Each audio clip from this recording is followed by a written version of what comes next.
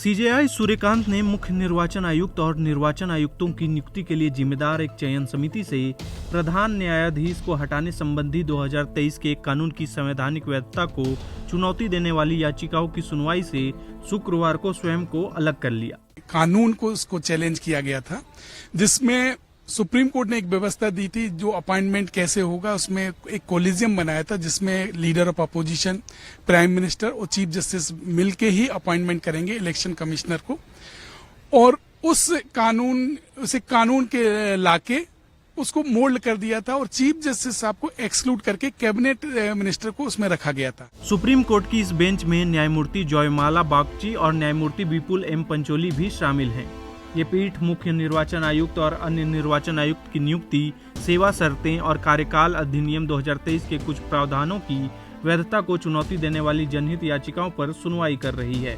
सुनवाई इस आधार पर की जा रही है कि कानून ने प्रधान न्यायाधीश को मुख्य निर्वाचन आयुक्त और निर्वाचन आयुक्तों की नियुक्ति के लिए जिम्मेदार चयन समिति से बाहर रखा है। तो इस कारण से अगर ये कानून सेटिसाइड होता है तो कहीं ना कहीं चीफ जस्टिस भी पार्ट होंगे अपॉइंटमेंट प्रोसेस में।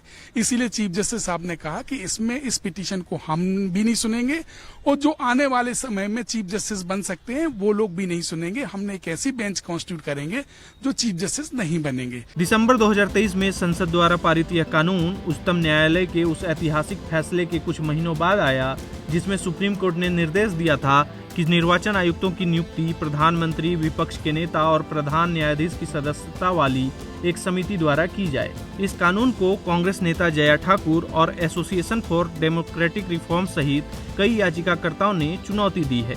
Bureau report, ETV Bharat.